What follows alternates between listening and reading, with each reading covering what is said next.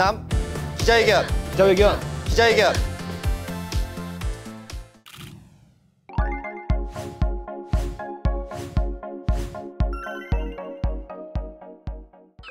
제일 큰 이슈라고 하면 뭐 우리가 앞서서도 살짝 언급했던 코로나19 사태가 아닌가라는 생각이 좀 듭니다. 네. 두 분께서는 이제 이 코로나19 딱 막 시작했을 때 어땠는지 기억하세요? 뭐 올 초에 뭐 코로나19가 뭐 확산되고 있다 그 소식을 들었을 때 기존에 뭐 홍콩 독감 아니면 뭐 신종플루처럼 일시적으로 확산되다가 수그러들겠지 이렇게 막연한 기대를 했었죠. 예. 근데 결국 지나놓고 보니까 코로나19가 전 세계적으로 확산되면서 모든 이슈를 빨아들이는 블랙홀이 돼 있죠, 현재도. 1월 중순? 1월 중순부터 맞아요. 좀 네. 이슈가 됐었잖아요. 제가 2월 초에 검진을 받은 적이 있거든요. 그래서 저는 아직 우리나라에 이렇게 막 유행이 되기도 전부터 완전히 체감이 되더라고요. 굉장히 공포스럽게 다가와서 코로나의 위험성을 정말 심각하게 좀 생각을 해봤던 시기였던 것 같아요. 사실 그때 저희가 이제 한창 얘기를 떠들었던 게 우한에서 넘어왔다. 응. 뭐 우한 바이러스다. 박쥐. 네, 또 이제 뭐 지난해 11월 박쥐를 조심해라. 진짜 말 그대로 여러 얘기들이 좀 많이 나왔던 시기였던 것 같은데 네. 그때까지만 해도 사실은 이렇게 세계적으로 이렇게 퍼질 거라고들 이렇게 크게 우려하지는 않았던 것 같아요. 그렇습니다. 예. 이렇게 오래 갈 줄은 몰랐어요. 그래서 올 3월부터 이제 세계적으로 확산되기 시작을 했죠. 그래서 앞으로 인류 역사가 이제 그렇게 이제 기록을 할 수밖에 없는 거예요. 코로나 이전과 코로나 이후로 네. 이렇게 B씨와 A씨로 이렇게. 그러니까 사실 이제 살짝 좀 아쉽기는 해요. 사실 그때만 해도 우리 또 전남 지역은 진짜 말 그대로 청정 지역이었어요. 진짜 맞아요. 애초에 이런 그 코로나19라는 거를 거의 생각을 더 못하던 지역이었단 말이죠. 확진자 수도 솔직히 그만큼 적었거든요. 네. 지난 11월에 11월 중순에 전남대 병원발 확진자가 계속 나왔었죠. 네. 근데 다행히 이게 한풀 꺾였어요. 그래서 지역 감염이 뭐 N차 감염이 확산되지 않고 지금은 이제 수그러들었거든요.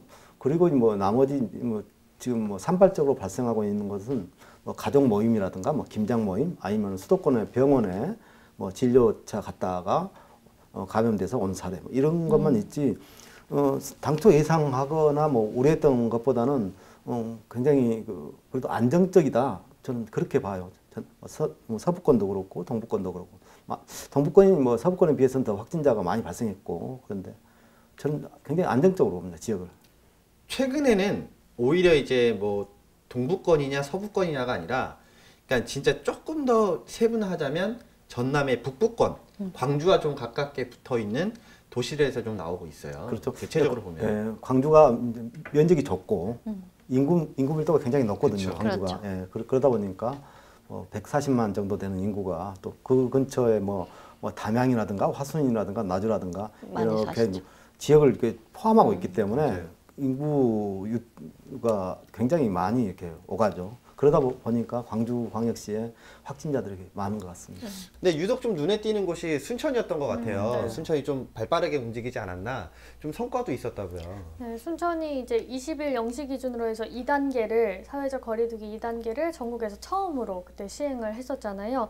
그게 그달 7일에 이제 거리두기가 기존의 3단계에서 5단계로 바뀌고 나서 전국에서 처음으로 시행이 돼서 좀 이슈였던 것 같습니다. 그때 상황을 또 얘기를 해보면 18일에 하루에만 확진자가 20명이 나왔었고 11월 18일. 네, 그렇죠. 그때 20명이 나왔고 2주 동안 58명이 감염이 됐었어요.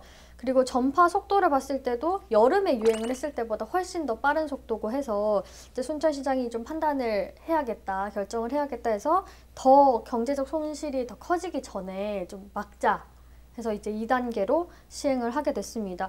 그 이후로 20일에 발표를 하고 26일부터는 점점 확진자가 좀 많이 줄었는데 26일부터 일일 확진자 수가 1명, 2명 요 정도밖에 안 나오면서 좀 많이 누그러들지 않았나 싶습니다.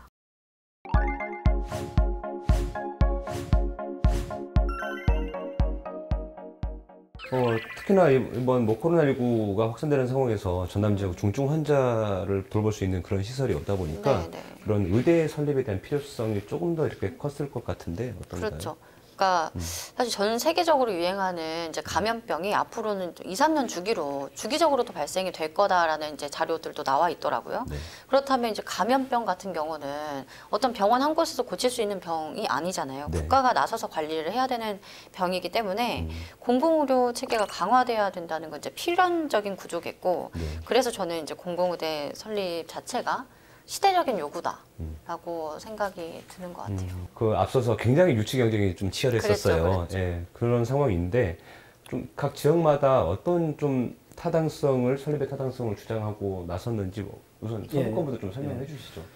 2018년도에 이제 당시 정의당 네. 우리 윤수아 의원이 적극적으로 제기를 해서 네. 했죠. 그 당시 이제 교육부를 통해서 보건사회연구원에 의뢰해서 영역을 했어요. 네. 그 영역 자료를 보면 이렇게 돼 있습니다. 전남이 암 발생률이 전국에서 가장 높다, 1위다. 그리고 만성 질환도 10만 명당 가장 높다. 만성 질환 환자가 많고. 그런데 의사 인구, 즉 인구 10만 명당 진료를 책임져야 될 인구가 610명이다. 전국에서 최하위권이다. 특히 이제 섬 지역이라든가 이렇게 열악한 의료 환경을 갖고 있는 데가 섬이 가장 많은데, 네. 특히 서남권 같은 경우는 유인도가 210개로 이렇게 파악이 되고 있습니다. 네. 대신 동북권은 78개 있다. 그래서 서부권이 더 이런 어떤 의대 설립을 위해서는 더 절실한 상황이다. 이런 걸 근거를 이제 뒷받침해 줬죠. 그래서 네. 목포대에 의대를 설립하면 최소 500병 상 정도의 규모의 부속병원을 만들어야 된다. 동북권은 이제 당시 새누리당 의원이었던 이제 이정현 의원이 처음 이슈업을 좀 시켰던 것 같고요. 네. 여수와 광양이 이제 국가산단에서 한 해 평균 이제 크고 작은 사고들이 발생이 되고, 그게 한 10건 정도 이상 산업재해가 발생을 하기 때문에 골든타임을 사수하기 위해서라도 대학병원급 치료가 가능한 이런 전문 병원이 동북권에 있어야 된다는 주장이 가장 우세했고요. 네. 그리고 동북권에 들어서게 되면 아무래도 경남 주변 분들이 좀 이용하시기에도 가깝기 때문에 필요 인구가 한 100만 정도에 이른다. 그렇기 때문에 충분히 적자 구조가 이제 발생되지 않고 병원이 운영될 수 있다. 이게 좀 주요한 내용이었습니다. 뭐 말 그대로 이제 공공의료에 대한 필요성이었던 것 같은데, 네. 그동안 이 없어서 불편했던 점들 혹시 있으셨나요? 그렇죠. 일단 그 뭐 언론 보도나 이런 데 나온 거 보면 이제 전남 지역의 어떤 의료 관련해서 지표 보면은 전남 지역의 기대 수명은 80.7세로 전국에서 가장 낮은 걸로 이렇게 보도가 되고 있습니다. 그리고 또 1인당 의료비도 뭐 218만 원이 좀 넘는 걸로, 이게 뭐 가장 낮은 경기도 수도권 지역은 뭐 142만 원 정도 되니까 1.5배 정도 그렇죠. 의료비를 많이 지출하고 있다는 거, 전남 도민들이. 그리고 뭐 응급 환자 같은 경우가 이게 치료가 어려워서 다른 병원으로 이렇게 전원을 할 때 그 전원율도 뭐 전국에서 가장 높은 것으로 알려졌어요. 뭐 전국 평균이 1.6%인데 뭐 전남은 3.1% 정도 되고요. 그래서 뭐 1년에 80만 명 정도가 수도권으로 원정 진료를 간다. 그럼 거기에 따른 뭐 그 의료 비용, 진료 비용뿐만 아니라 뭐 교통 또 체류비, 뭐 시간까지 포함하면 2중, 3중으로 비용 부담을 하고 있다. 그래서 뭐 연간 이걸 이제 추산하면 1조 3천억 원 정도가 밖에, 그러니까 전남 외의 지역 가서 의료 돈을 쓰는 거니까. 네, 그렇죠. 진료에 따른 뭐 비용을 지출하고 있다. 이렇게 나오고 있고. 참 이런 거 보면 좀 답답함을 느낄 수밖에 없는 것 같은데, 네. 어쨌건 그래도 이제 전남의 공공의대 설립에 대한 이제 얘기들이 가시화가 되고, 올해 또 7월에 네. 또 이제 뭐 10년간 의대 정원 확충, 뭐 의대 없는 지역에 의대 설립을 추진하겠다, 이렇게 발표까지 했단 말이에요. 네. 근데 최근에 또 지지부진해졌어요. 맞습니다. 이게 7월 23일 날 당정협의회에서 의대 정원 4,000명을 확충을 하겠다. 매년 400명씩. 네. 그리고 공공의대 이제 뭐 설립을 하는데 전남이 좀 확실히 유력하다. 그러면서 국회의원들이 막 이제 보도자료도 내고, 지자체에서도 환영한다고 또 보도자료도 내고 했어요. 거의 우리는 기정사실화가 되듯이 그렇죠. 이야기가 됐었었는데, 정말 물거품이 될 수밖에 없었던 게 의료계 총파업이 있었었고, 결국에는 이제 정부 여당하고 의사협회가 코로나19가 안정화될 때까지 일단 의대 정원 확대나 공공의대 신설에 대해서는 이야기하지 않기로 이렇게 결정을 하면서 파업은 끝났는데, 우리가 아무도 이 문제에 대해서 다시 이슈업을 시킬 수 없는 이런 상황인 거죠.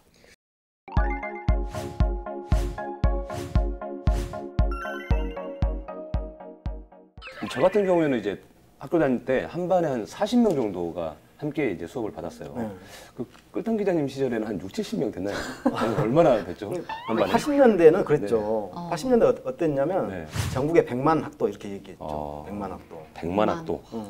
뭐 근데 네. 지금은 대학 정원이 아까 48만 네. 7천 명 정도. 그러니까 한 40년 만에 네. 절반 이상이 50% 이상이 줄어든 거죠. 대학 정원이. 이렇게 이제 학령 인구 감소가 결국에는 이제 대학 문제로까지 이어지게 되고요. 이 대학 문제는 결국엔 지방대 위기까지 사실 현실화되고 있는 상황이거든요. 전남지의 현황도 좀 살펴보면 좋겠는데요. 일단 동북권에는 대학이 몇 개나 좀 있나요? 동북권에는 7곳 정도가 7개. 되거든요. 네. 이제 뭐 여수에는 전남대 여수 캠퍼스 있고, 그다음에 여캠. 한영대, 네. 순천대학교, 제일대, 청암대, 광양에 있는 광양보건대, 그리고 한려대까지 해서 7곳인데 이제 광양보건대 같은 경우에는 우리 저번에도 이야기 좀 했었듯이 이용화 설립자 횡령 사건으로 인해서 신입생 정원 축소 결정이 이제 교육부에서 내려져 있는 상황이거든요. 네. 그래서 정상화가 되기까지는 좀 아직까지는 어려운 상황이고, 그래서 멀지 않은 미래에는 6개 대학이 운영이 되지 않을까 이런 전망을 하고 있습니다. 그러면 뭐 동북권은 한 7개 정도 되는데 지금 한 곳이 지금 줄어들 위기에 좀 있는 것 같고요. 서북권 같은 경우는 어떤가요? 서북권은 한국 폴리텍 대학 포함해서 8개가 있죠. 8개. 그 중에서 이제 국립대가 목포 해양대와 목포대학 있죠. 국립대가. 네. 올해만 하더라도 이제 광주 전남 일부 대학 그리고 뭐 학과가 일부 편입생 모집에서 근데 고전을 좀 면치 못했다. 뭐 이런 지금 결과가 좀 나오더라고요. 뭐 어떤가요? 목포대 같은 경우에도 네. 뭐 입학을 하되 보통 편입을 하려면 4학기를 마쳐야 되거든요. 그래서 2학년을 마치면 수도권 대학으로 떠나는 거예요. 떠나는 거죠. 아니면 이제 광주에 있는 뭐 전남대로 떠나거나 이렇게 네. 해서 이 편입을 말릴 수가 없기 때문에 네. 이게 그런 학생 수가 감소하는 그 부분에 대해서 대학 측에서도 굉장히 고민을 하고 있고 골머리를 앓고 있어요. 목포 해양대 같은 경우도 국립이지만 모집 정원이 불과 690명 정도에 불과합니다. 그래서 뭐 학생 수 해봐야 2,460명 정도 됩니다. 지난해 뭐 교명을 변경하겠다 이런 사업도 추진을 했었고 네. 다 대학이 살아남기 위한 여러 가지의 방책 중에 하나로 그런 걸 좀 추진하고 있는 것으로 알고 있습니다. 네. 이제 위기에 놓인 이 지방대를 살리기 위한 방안을 이야기하지 않을 수 없을 것 같은데요. 지방대들이 경쟁력을 갖기 위해서는 어떤 뭐 방안들이 필요하다고 좀 보세요? 일단 학생들이 네. 공부하고 또 졸업 후에는 취업할 수 있는 그런 여건들을 만들어 가는 것. 학생 수 감소로 인한 대학의 위기, 그리고 인구 감소로 인한 지역 소멸의 위기, 모든 게 다 어떻게 보면 다 이렇게 연동돼 있거든요. 네, 연동돼 있는데 최근에 혁신도시법이 국무회의에서 그 시행령이 통과됐거든요. 그래서 본사가 이전한 정부 기관들에 대해서 지역 인재들을 우선 충원한 그런 법 시행령이 통과됐거든요. 근데 우리 전남 지역은 해당 사항이 없더라고요. 그 기관들이 명시가 돼 있거든요. 그래서 일단 뭐 17개 공공기관이 대전 충남 지역은 뭐 혜택을 받게 됐어요. 그러니까 지역 인재들이 어떻게 보면 취업할 수 있는 그런 길이 좀 열렸어요. 그래서 이런 것이 그러니까 우리 전남 지역에도 그런 방안들이 나와야 되는 것이죠. 그래서 국가기관이라든가 이런 데서 우선적으로 전남 출신, 광주 전남 출신의 대학을 졸업한 졸업자들이 우선 의무 고용이 될 수 있는 그런 방안이 나와야 되지 않을까 그런 생각을 해봅니다. 저 같은 경우는 이제 교육부가 이제 기본 역량 진단을 통해서 대학 수를 좀 적극적으로 개입해서 줄여나가는 방침이 정말 정확한 정책이라고 생각을 하거든요. 지자체랑 같이 뭐 정치권에서 협의해서 너희들끼리 폐교 결정해 하게 되면은 과연 할 수 있는 지역이 도대체 어디가 있겠냐고요. 그래서 이 신입생이 부족해서 대학이 자체적으로 이제 부실해지게 방치를 해두는 게 아니라 그러기 전에 교육의 질이 낮아지기 전에 교육부가 적극적으로 개입을 하고 진단을 해서 상중하로 나눠서 이제 관리를 하게 되는 이제 정확한 정책인 것 같다고 보여지고 그렇다고 이제 15년 뒤에 학령 인구가 22만 명 넘게 줄어든다고 하거든요. 지방 대학들은 이제 그때는 맥을 못 추게 되겠잖아요. 그걸 지역사회에서 그냥 이렇게 되게 내버려 둘 것이냐 뭐 이런 측면에서는 참 암담한데 특히 전남 같은 경우는 이제 고령화가 가속화되고 있고 네. 100세 시대잖아요. 네. 그러니까 20살 뭐 신입생을 위한 교육 과정보다도 네. 어르신들을 위한 분야, 예를 들면 은퇴자 재취업 이런 학과들 이런 분야로 좀 특성화를 시켜서 운영을 하는 게 대학 입장에서도 봤을 때 조금 더 유리한 방법이 아닐까 이런 생각을 하게 됩니다.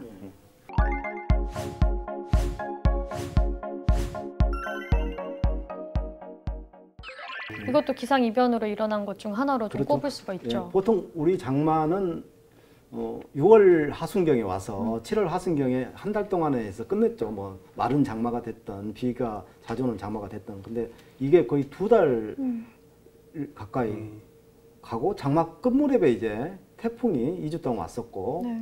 이렇게 하면서 장마가 어떻게 해서 끝난지도 모르고 이렇게 끝나버렸거든요. 사실.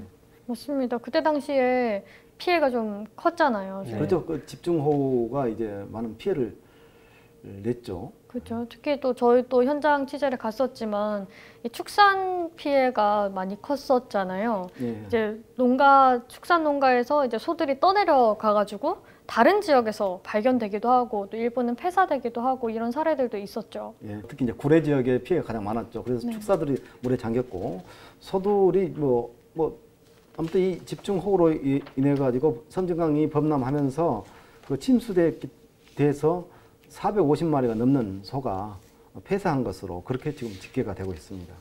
최근에 전라남도에서 이 집중호우로 인한 피해 현황을 이제 국가에 기록하는 시스템이 있는데요. 거기에 기록을 한 데이터 자료가 나와서 봤더니 집중호우로만 전남에서 4천억 원에 가까운 재산 피해가 발생한 걸로 예. 집계됐습니다. 예. 네, 정말 어마어마한 피해였습니다. 그래서 그때 당시에 또 이야기가 많이 나왔던 게 이제 특별 재난지역 선포를 좀 해달라 이런 네. 이야기가 많았죠. 또 이제 일부 전남 지역에서는 실제로 선포가 되기도 했었죠. 어떤 지역이었죠?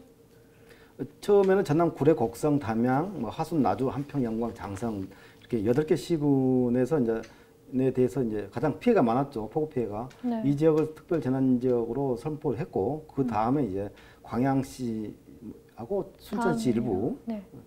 그때 뭐 면단 이 3개 지역이 이제 특별 재난 지역으로 추가로 지정이 됐습니다. 네, 정말 피해가 컸던 지역에서는 이게 본인의 힘으로 복구를 할 수 있는 것도 아니고 이거를 좀 보완하려면 어느 정도의 좀 지원이 필요할 텐데 네. 그나마 조금 다행인 결정이지 않았나 이런 생각이 좀 드는데요.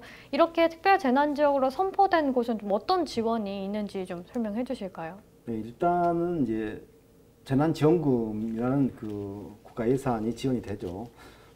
우선은 그 뭡니까 사망시에는 위로금으로 해서 전에는 이제 1,000만 원을 지급했는데 2,000만 원으로 올렸죠. 그래서 뭐 주택복구비, 주택 침수됐을 때도 뭐 200만 원 정도 지원금이 나가고요.